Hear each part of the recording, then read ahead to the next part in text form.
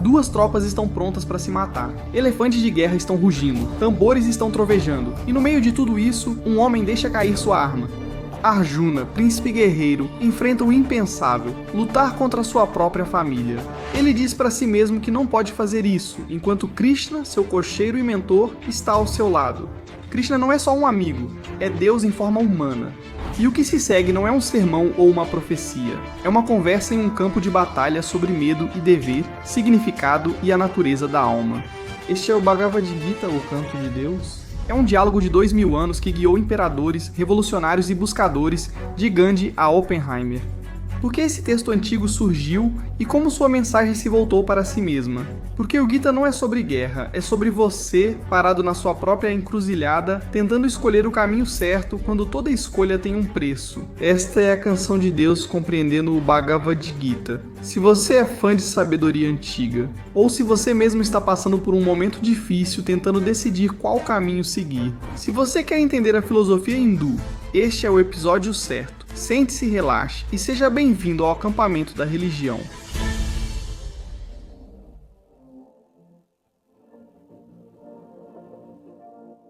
Olá pessoal, bem-vindos de volta ao acampamento da religião, sou Mark Gagnon, obrigado por estarem aqui na minha barraca. A cada domingo exploramos as histórias mais interessantes e polêmicas de todas as religiões e épocas.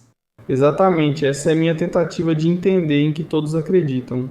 Quero dizer, eu realmente acho que você não pode entender um povo ou uma cultura, mesmo que eles não pratiquem, só para entender de onde as pessoas vêm e quem elas são, sem entender o Deus que elas adoram.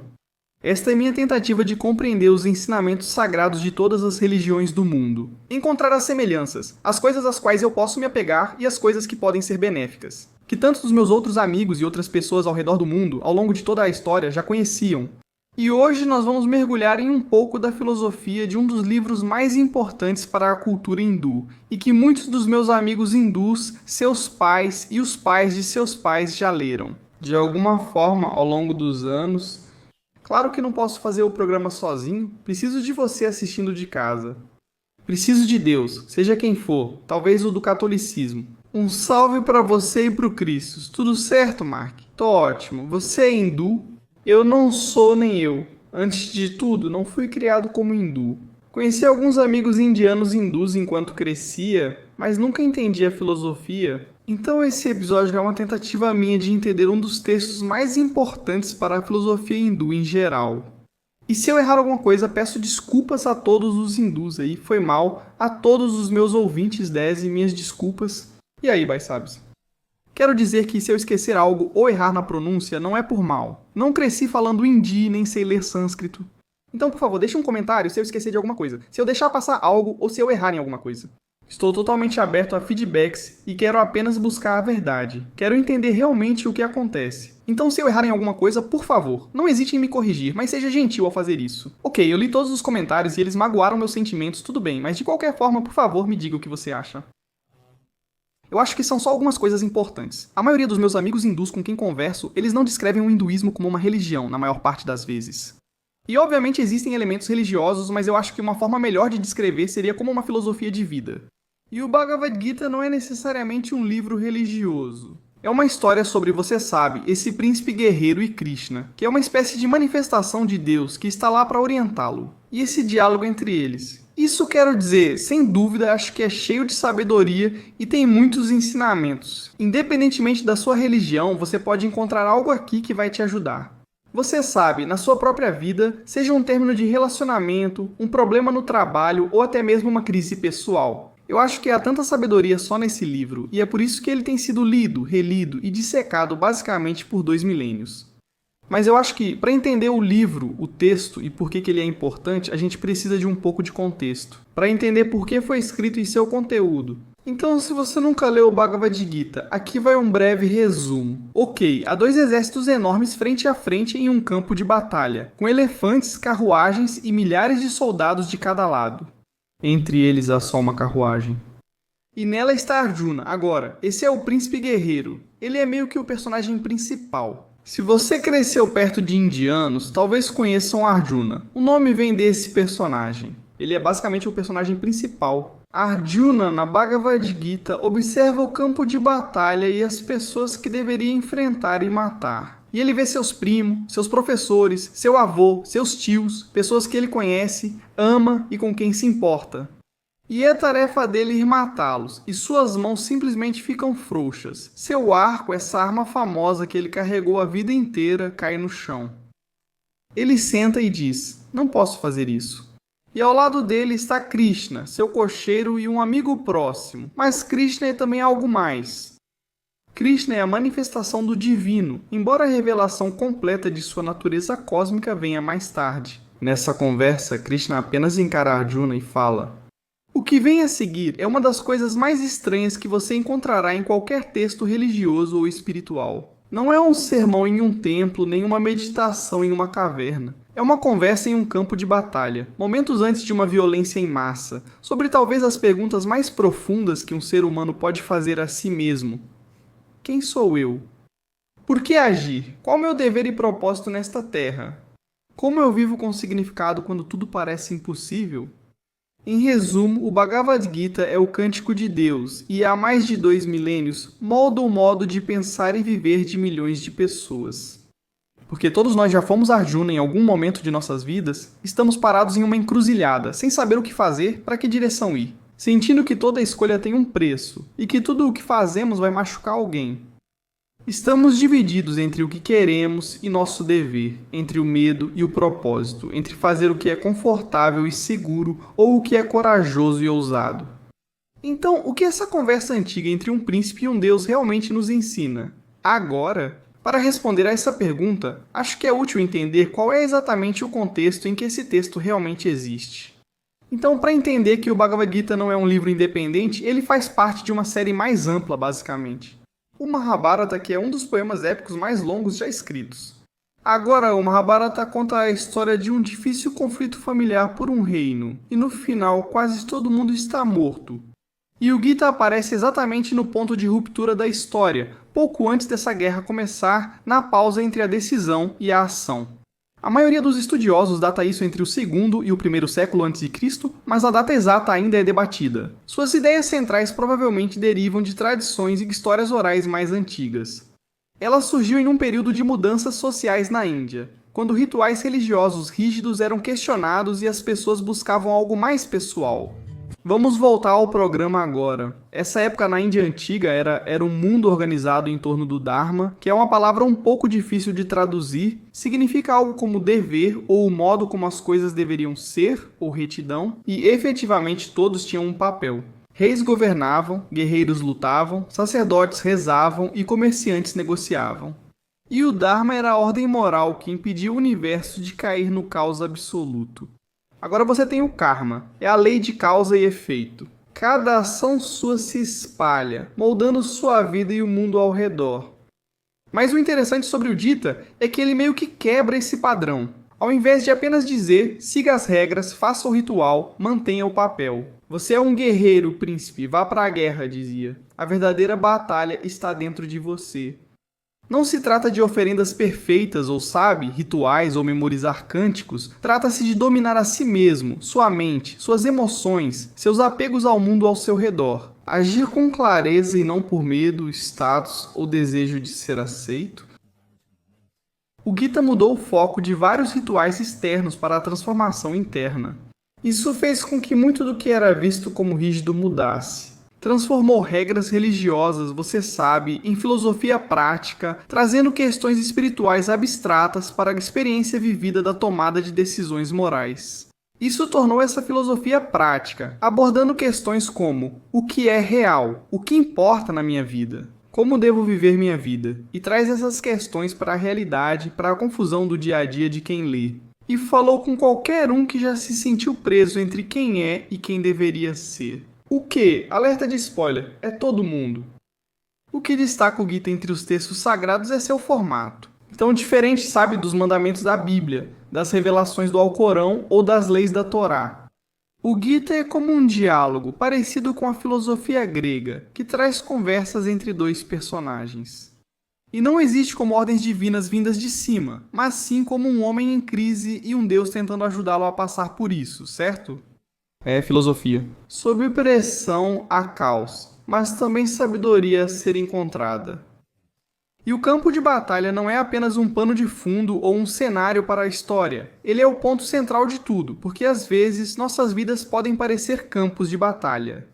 O Gita nos lembra que o verdadeiro teste da verdade e do propósito nem sempre ocorre em templos. Ou enquanto você está meditando em uma caverna e tem esse tipo de luz divina e percebe o caminho, isso acontece. Em meio às decisões diárias, quando tudo está em jogo, você ainda precisa escolher quem será.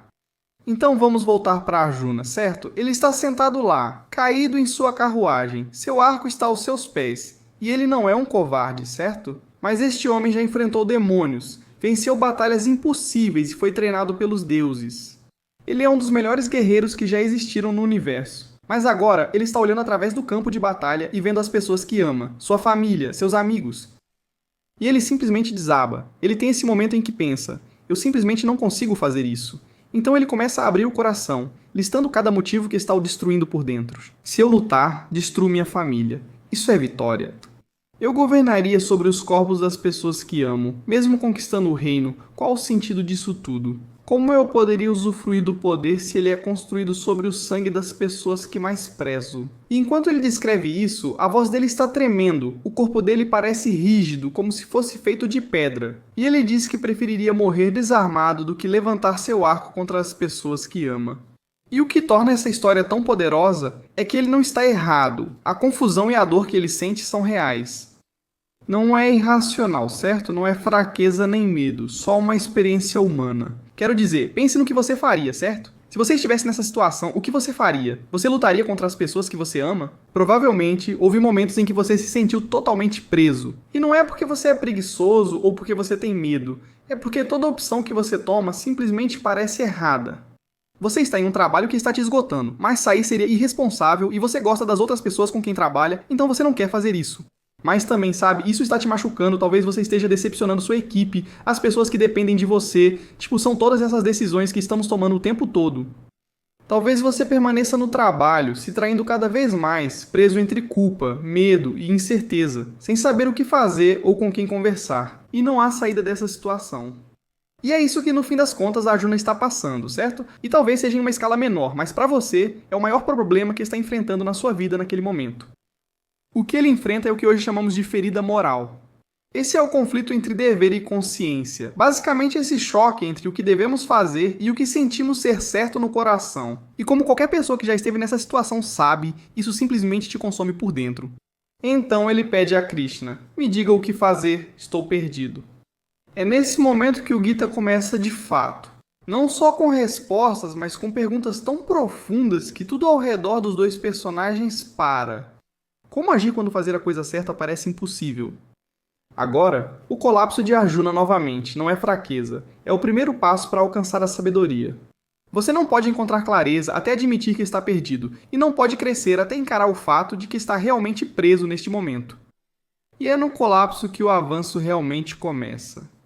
Krishna, ao ver seus amigos abalados na carruagem, não lhes oferece uma solução fácil. Tipo, faça isso e você vai salvar o dia e todo mundo vai ficar feliz. Em vez disso, ele revela uma nova forma de ver o mundo, que transformará a confusão de Arjuna em compreensão. A resposta inicial de Krishna pode parecer fria, mas ele diz a Arjuna, você lamenta por quem não precisa do seu pesar. Você acha que pode matá-los, mas não pode, pois a essência deles não pode ser destruída. Agora, para contextualizar, ele está falando sobre o Atman. Este é o eu eterno. Pense assim. Você não é seu corpo, ele é só onde você vive. É como as roupas que você usa ou a casa onde mora, não é você. Tipo, se você perde um braço, você não pensa assim, você perdeu uma parte de si mesmo. O corpo é só um recipiente para interagir com a realidade, não é sua essência. Ele envelhece, se desgasta e morre.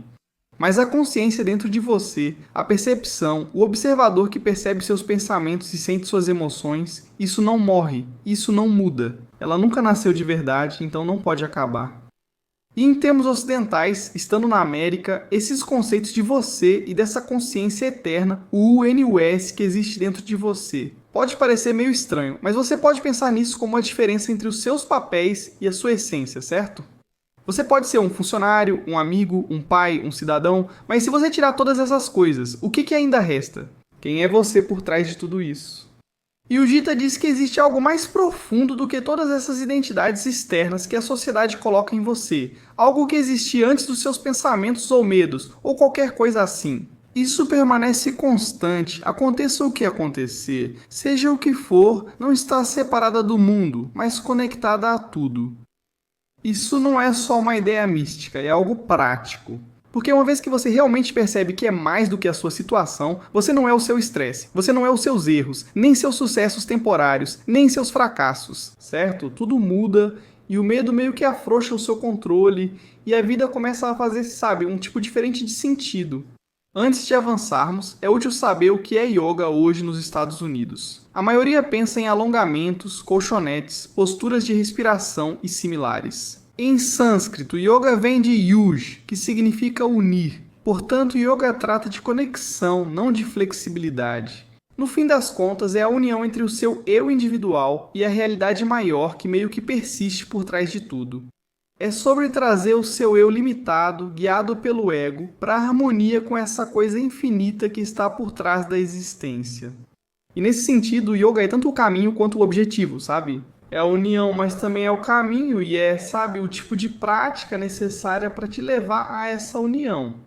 Então, quando Krishna fala sobre diferentes tipos de yoga, ele está realmente falando sobre diferentes formas de viver.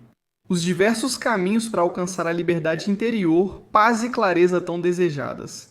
E então, o primeiro que ele apresenta a Arjuna é o Karma Yoga. E esse é o caminho da ação sem apego. Então, basicamente, em termos simples, faça o seu trabalho, cumpra o seu dever, mas faça com cuidado e faça porque é sua responsabilidade. E não se preocupe tanto com o resultado, certo? Apenas faça a coisa certa porque é o certo, não porque você quer ser elogiado ou porque quer que as pessoas te vejam como uma pessoa moral. Ou pela recompensa ou pelo dinheiro que talvez esteja associado a isso. Não deixe seu valor próprio subir e descer com os resultados, certo? E quero dizer, você pode pensar nisso como um ator que coloca todo o seu coração em, um papel para um filme.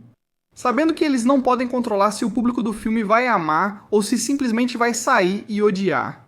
Ou um médico totalmente focado no paciente, ciente de que o resultado não é garantido. Um pai cria o filho com amor, ciente de que ele terá suas próprias escolhas. Você faz o trabalho de forma honesta e depois deixa o resultado ir. E a maioria de nós vive de forma muito oposta hoje em dia, certo? Somos viciados em resultados, tudo é análise, tudo é dado. Estamos olhando o celular para ver curtidas, tentando ver quem comentou. Não vamos assistir a um filme antes de ver as avaliações. Deixamos nossas mudanças de humor, tipo ditar em cada pequeno resultado, e isso se torna exaustivo. E o Bhagavad Gita diz que o cansaço vem de tentar controlar tudo, até mesmo as coisas que não podemos controlar. O que é idiota, é sem sentido, então faça a sua parte. Solte o resto. Os estoicos não dizem basicamente o mesmo? Concentre-se no que está sob seu controle e deixe de lado o que não está. A oração da serenidade no cristianismo é frequentemente emprestada dessas ideias estoicas. Acho que foi Epicteto que originalmente escreveu esse tipo de dilema moral. Que existem coisas que você pode controlar e coisas que você não pode controlar. E as coisas que você pode controlar, você não deveria se preocupar porque você pode controlá-las. E as coisas que você não pode controlar, você não deveria se preocupar porque você não pode controlá-las. Este é o dilema do controle, segundo os estoicos, e a oração da serenidade. Me dê coragem para mudar o que posso, serenidade para aceitar o que não posso e sabedoria para distinguir. E a atenção plena. Os professores chamam isso de desapego. E isso é, basicamente um dos principais ensinamentos no Gita. Isso já era dito antes dessas outras pessoas. Krishna também destaca a importância do equilíbrio e evitar extremos, certo? Não buscar prazer sempre, não se forçar à dor, não se privar de comida, mas também não ceder a todo desejo. Não se isole, mas também não se perca na multidão. É sobre equanimidade, a estabilidade da mente, a capacidade de manter a calma quando a vida está muito boa e também de ficar calmo quando não está tão boa assim. Isso está até no capítulo 2 da Gita. Comenta sobre as mudanças de estação e que, apesar delas, você segue fazendo seu trabalho. Você faz, seja qual for o propósito. E você sabe, você não fica desanimado nas épocas ruins e não se distrai quando as épocas estão muito boas. Você apenas permanece fiel. Muitas vezes falamos em superar momentos difíceis, mas pouco sobre superar os bons, né? Não falamos sobre manter o foco. Grandes sucessos também nos distraem, talvez até mais que o desespero ou a desesperança. E é esse tipo de força interior que o Gita fala e nos mostra como construir. E então Krishna também fala sobre o domínio emocional, aquela disciplina interior que permite que você haja com clareza, mesmo quando tudo ao seu redor parece tão caótico. E aqui está uma parte realmente importante. Krishna não está dizendo para Arjuna sentar e não fazer nada. Ele está dizendo para ele agir de forma plena e decisiva, mas a partir de um lugar completamente diferente dentro de si mesmo. Não por medo, raiva ou insegurança para provar ou evitar algo, mas apenas por dever, por clareza e por estar alinhado com quem Arjuna realmente é. No fim, a questão é, como chegar lá e descobrir quem você é para conseguir isso? Krishna entende que a dúvida de Arjuna não se resolve só ao perceber-se parte de algo maior, certo? A paz duradoura exige, claro, compreensão, mas também ferramentas práticas para viver com clareza o tempo todo. Krishna muda a conversa da teoria para a prática. Ele apresenta a Arjuna vários caminhos, formas de viver e agir que realmente ajudam a cultivar a força de dentro para fora. Esses caminhos são Karma Yoga, ação altruísta, Jnana Yoga, conhecimento, Dhyana Yoga, meditação e Bhakti Yoga, devoção.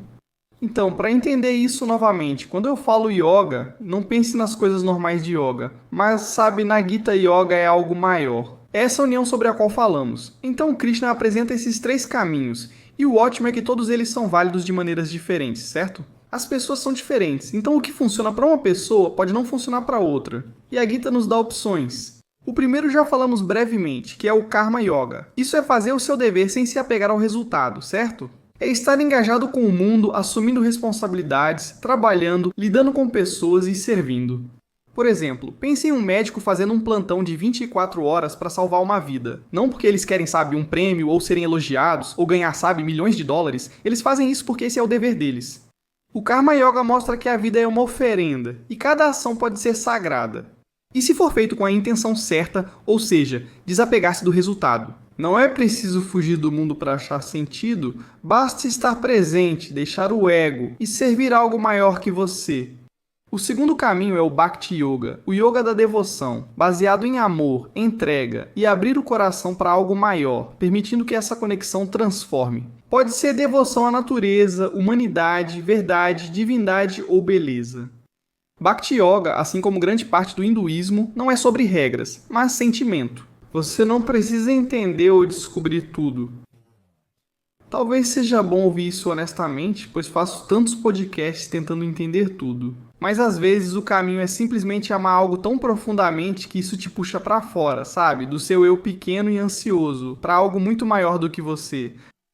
O terceiro é Jnana Yoga, o yoga do conhecimento, caminho para filósofos, buscadores e quem precisa entender. É sobre enxergar através da ilusão da realidade, questionar tudo, atravessar a superfície para descobrir o que é realmente real. Isso exige meditação, estudo e observar pensamentos até notar padrões. E então examinar suas crenças até descobrir a verdade que realmente está por trás delas.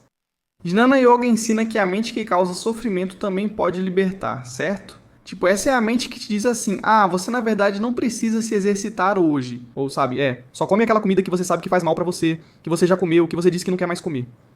Só faz isso, tá tudo bem. E que essa mesma mente que cria esse sofrimento também pode ser a mente que te tira disso. E você pode enxergar através das histórias que você conta pra si mesmo e reconhecer o que você está dizendo pra si mesmo sobre o que é realmente real. O ponto é que quase todos usamos os 3 caminhos em momentos diferentes da vida. É possível ser altruísta, amar intensamente e refletir tudo em uma semana ou até no mesmo dia, certo? O Bhagavad Gita não exige um único caminho, apresenta opções e sugere que escolha o que mais combina com seu momento. E o objetivo aqui não é seguir regras para um poder superior, é sobre libertação. É sobre ser livre do medo e do ego e desse ciclo de querer, se preocupar e ansiedade. O objetivo é viver ao máximo. No meio da conversa, algo inacreditável acontece. Arjuna pede para Krishna revelar sua verdadeira natureza e Krishna concorda. E o que vem a seguir é um dos momentos mais impressionantes. Em qualquer texto religioso já escrito, Krishna revela sua forma cósmica, o Vishvarupa, a forma universal da própria existência. E como você pode imaginar no texto, certo? É bem difícil de entender. Tente absorver toda a realidade de uma vez, não só a superfície, mas as profundezas. Todos os momentos, passado, presente e futuro, acontecem ao mesmo tempo. Estrelas nascendo e morrendo, galáxias girando, vida surgindo, terminando, surgindo de novo, criação, tudo isso. Arjuna vê deuses, demônios, humanos, animais e oceanos na forma cósmica infinita de Krishna. Ele vê os guerreiros que enfrentaria já caídos, absorvidos de volta ao fluxo da existência. Ele se vê e enxerga tudo o que existiu e existirá, entrelaçado em um padrão, tão rápido, tão vasto e intricado que sua mente mal consegue acompanhar. E ele está tanto sobrecarregado quanto apavorado e tomado de admiração. E ele implora para Krishna voltar à forma humana normal e familiar, porque essa visão é simplesmente demais para suportar, certo? Como os astronautas dizem, não é igual, mas algo parecido, como o efeito do astronauta panorâmico, certo? Assim como você, eles vão ao espaço e olham a Terra. E então eles têm essa percepção de que as coisas estão conectadas, que as fronteiras são falsas, que todos nós fazemos parte desse pequeno e frágil planetinha voando pelo sistema solar. E eles ficam impressionados com esse sentimento de uau, eu sou parte de algo maior. Ou físicos estudando mecânica quântica percebem que o universo é muito mais estranho e interconectado do que imaginávamos. O Gita diz que isso é o real, não só a pequena parte da realidade que você vê. Sua perspectiva, de onde você está sentado agora, tudo acontece ao mesmo tempo. Que o tempo não é linear, tudo ocorre simultaneamente, o que é assustador, incrível e incompreensível. E nessa imensidão, tipo seus pequenos problemas, seus medos, suas vitórias, suas derrotas, eles não somem, apenas são recontextualizados nesse jogo maior e continuam importantes. Mas não como você pensava antes, certo? Agora tudo faz parte de algo maior. E a visão não torna Arjuna passivo, não faz com que ele fique cínico ou nihilista. Em vez disso, isso lhe dá essa perspectiva e o lembra de que ele não é o centro da história. Ele participa de algo antigo e contínuo, que existia antes dele e seguirá após ele. E de alguma forma, quase paradoxalmente, essa percepção o torna livre. Quando a visão some e Krishna volta à forma humana, Arjuna faz algo marcante. Ele não vai embora, nem abandona o mundo ou vira eremita. Ele pega seu arco e retorna ao seu papel, ao seu dever, à sua vida, mas ele é uma pessoa diferente. Sua confusão se foi e a paralisia que ele tinha antes desapareceu e ele age. Mas sua ação agora vem de um lugar diferente. Não é ego, raiva ou necessidade de se provar, mas clareza e alinhamento com algo maior que seus desejos ou ego.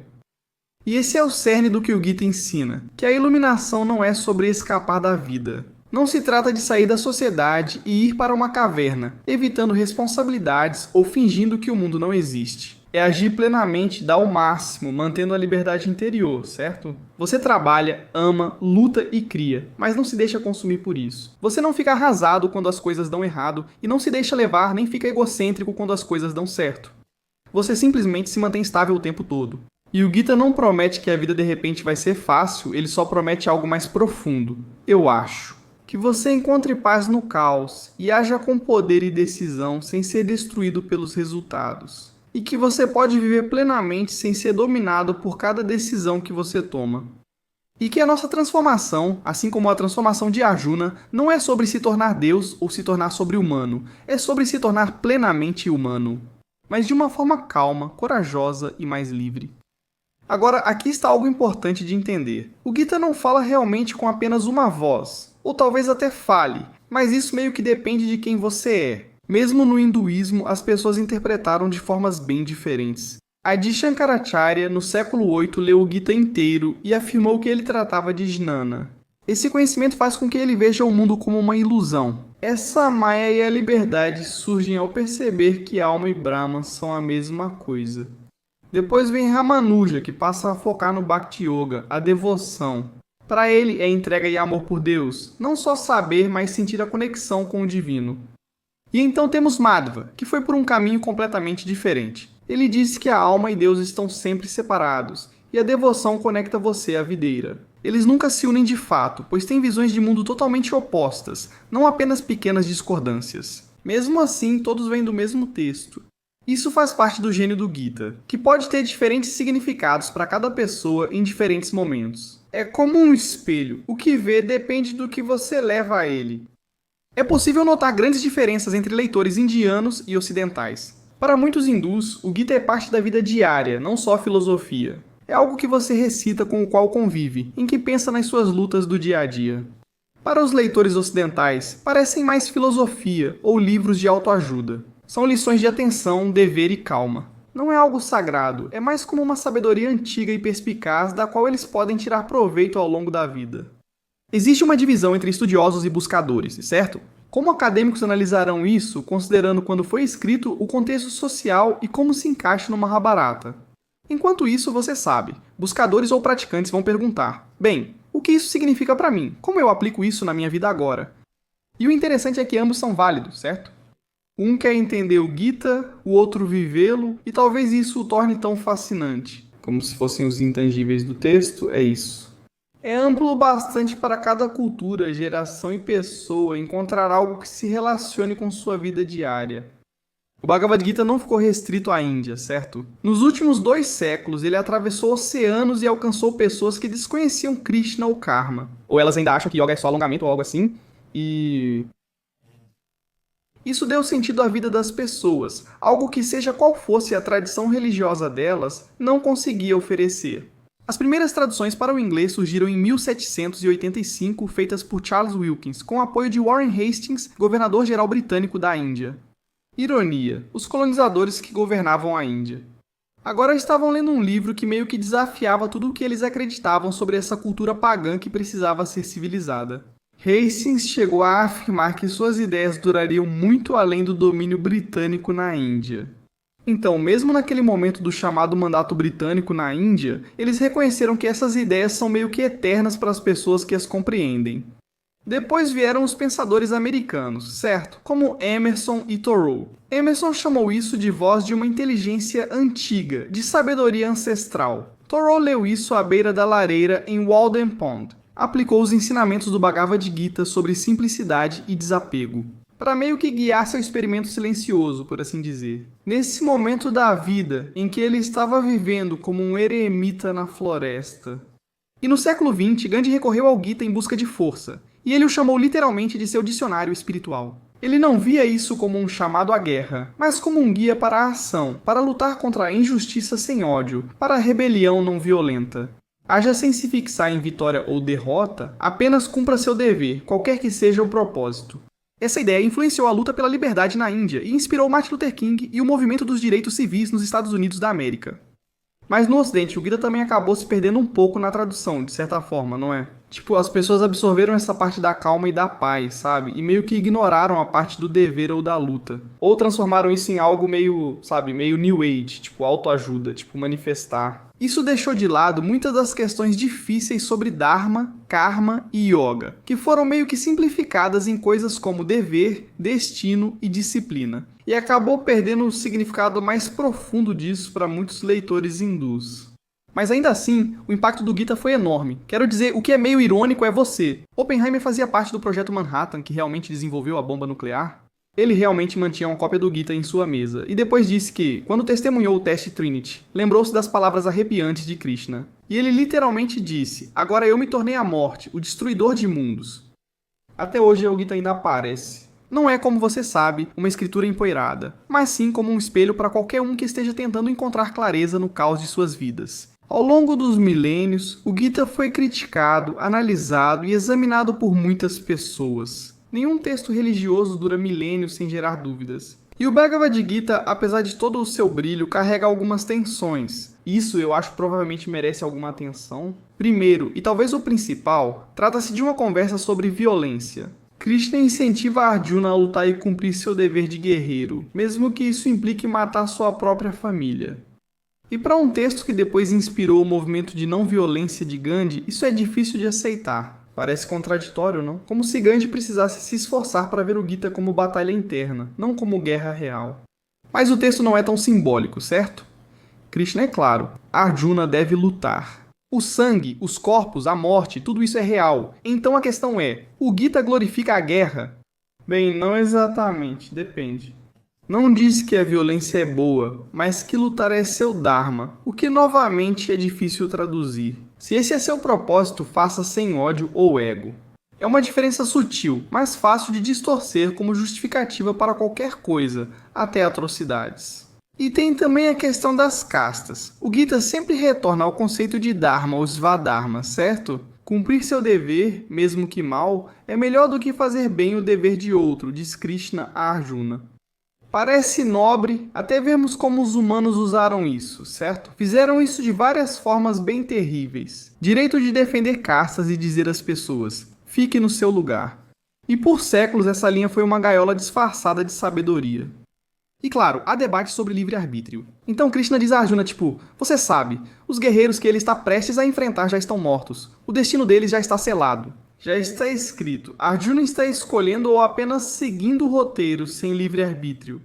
O Gita parece dizer ambos, haja, mas saiba que o resultado já está definido.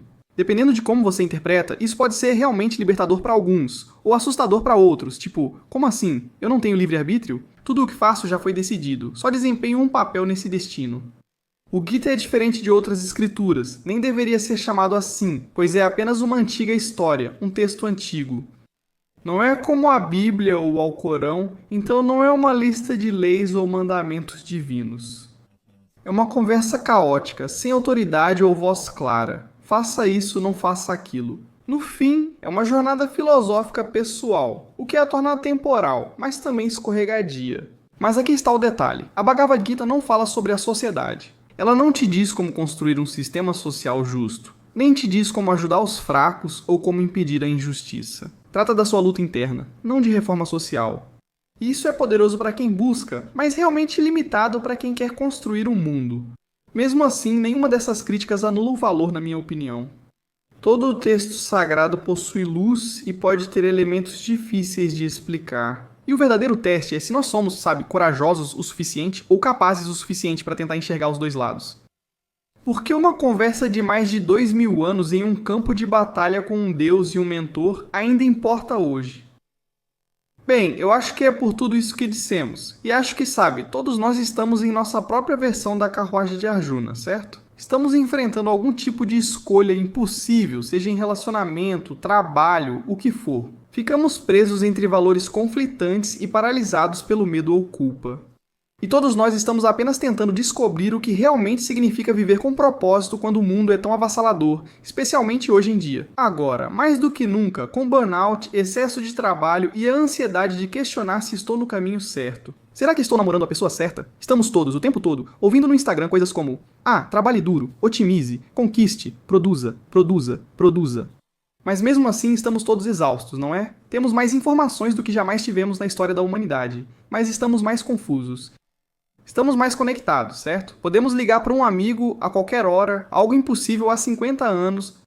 Agora estamos mais solitários, com mais opções, porém mais paralisados. Quero dizer, os restaurantes precisam colocar menos opções do que realmente podem fazer porque o consumidor fica sobrecarregado com tantas coisas para escolher. Interessante que o Gita aborda isso diretamente e diz: você está sofrendo porque está vivendo do jeito errado, está deixando seu valor depender de resultados que você não pode controlar. Você se identifica com papéis, posses ou conquistas temporárias que não representam quem você é. Você está confundindo a superfície da vida com sua verdadeira profundidade. Mas existe outro caminho e você pode agir sem ser destruído pelos resultados. Você pode encontrar algo em si que não muda com as circunstâncias e viver com propósito e paz ao mesmo tempo. E é isso que eu acho que torna o Gita radical, especialmente para a sua época, é que não se trata de religião. Não é necessário ver Krishna como divindade ou adotar uma fé.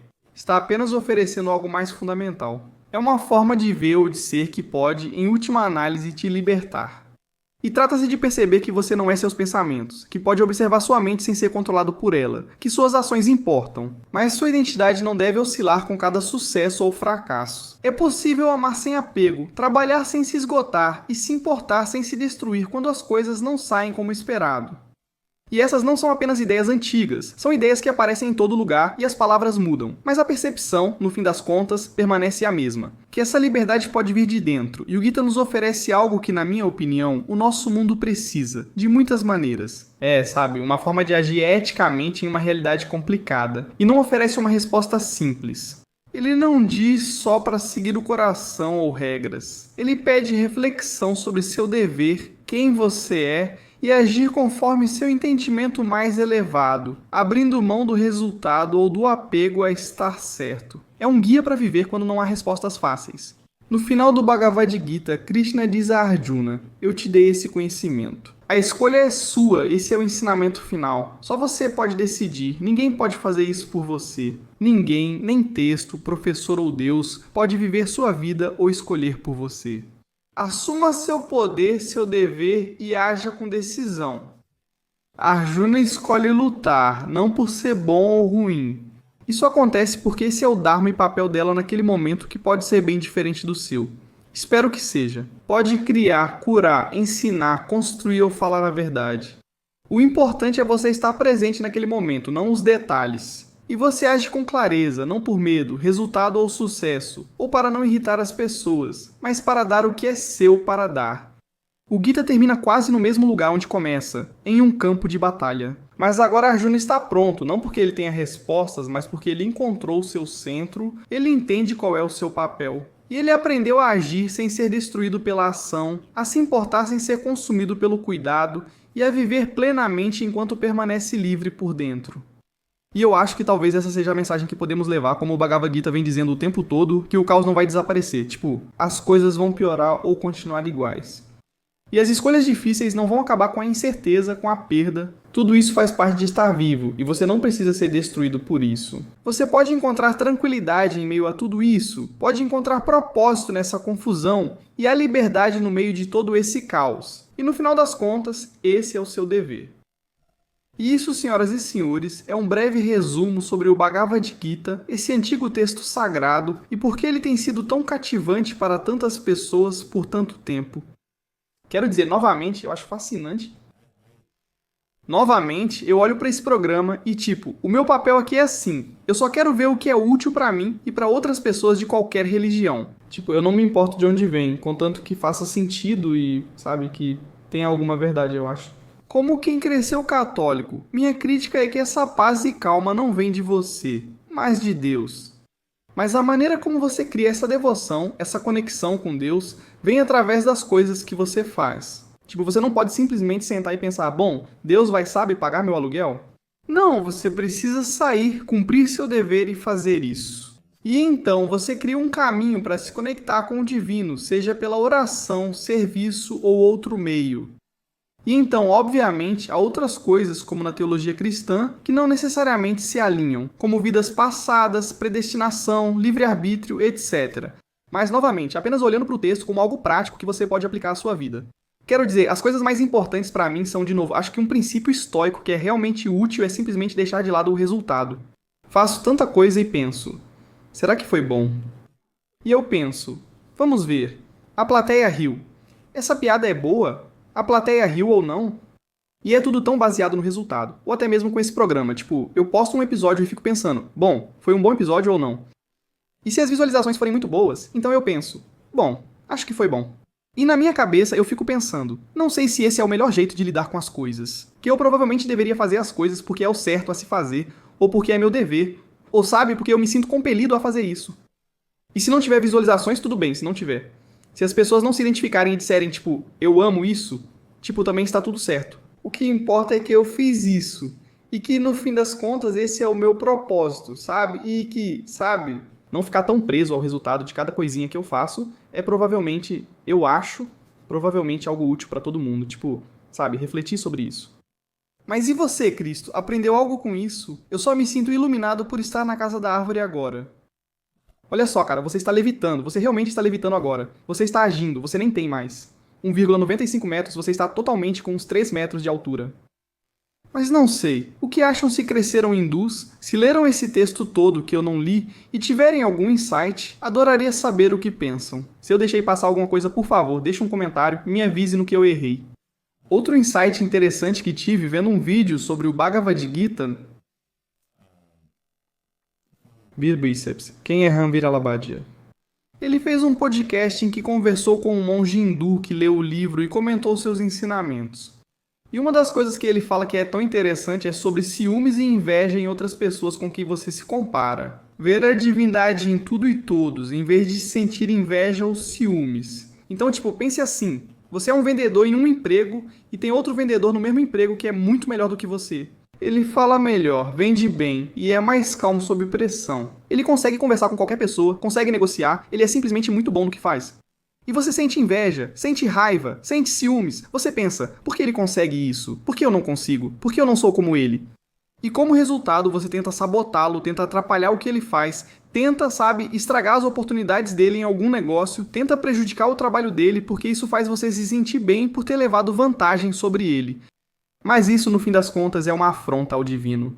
O talento dele para ser um grande vendedor e fazer tão bem o que faz é em parte mérito seu, mas no fim das contas é obra do divino que lhe deu esses dons. Então, ao sentir inveja e tentar sabotar, você não está sabotando só ele, mas também o divino que lhe deu isso. E acho que isso se aplica a qualquer filosofia a qual você pertença. Se você é cristão e sente inveja de alguém, lembre-se, os dons dele vêm dele, mas também são dados por Deus. Ou a habilidade de cantar, ou de ser um grande comediante, ou de ser bom em esportes. E então, para você tentar impedir isso de uma forma meio nefasta ou maliciosa. Não que você não deva competir em esportes, mas tentar impedir alguém de ser o seu melhor é, de certa forma, uma afronta ao divino. Você realmente impede o plano de Deus para essa pessoa se agir de forma nefasta. Achei isso uma conclusão muito interessante que esse monge específico tirou do Bhagavad Gita. Então talvez eu pegue uma cópia e leia. E não acho que esse será o último vídeo que faremos sobre esse texto antigo. Mas me diga o que você acha, eu adoraria saber. Sempre fico curioso sobre outras perspectivas. Além disso, se você é fã do canal, por favor, curta, comente e se inscreva. Tudo isso também nos acompanha no History Camp, onde eu conto histórias e figuras históricas malucas. E obviamente no Camp Ganon, onde faço várias entrevistas longas e mergulho em todo tipo de outras loucuras variadas. E você também pode me ver ao vivo em markgagnonlive.com. Confira todas as minhas datas de turnê, vou passar por várias cidades incríveis. Também faço um show em Nova York todo mês, que vou postar no meu site. Sim, fico após os shows e converso com todos. Gostaria de saber qual é seu dharma, seu dever. E você pode vir me ver fazendo o meu. Então, de qualquer forma, muito obrigado por fazerem parte disso. Eu agradeço de coração e vejo vocês no próximo domingo. A paz esteja com vocês. E aí, pessoal, aviso rápido. Se você gosta do acampamento Gagnon ou de religião, prepare-se. Vamos lançar o acampamento de história. Este é o canal para explorarmos os temas mais interessantes, fascinantes e polêmicos da história, certo? Você deve conhecer Benjamin Franklin, Thomas Jefferson, Nikola Tesla, figuras históricas sobre as quais provavelmente aprendeu na escola. E eles eram bem chatos, mas não aqui. Não, como você sabe, fui criado por um teórico da conspiração. Vou explorar profundamente todas as relações sociais interessantes, estranhas, ocultas e secretas desses homens famosos e influentes do nosso passado. Se tiver interesse, inscreva-se no canal do YouTube. O link está fixado na descrição e nos comentários. Se você usa o Spotify, isso não se aplica, mas os episódios também estarão lá. Vai lá e dá uma nota alta, isso ajuda muito o programa.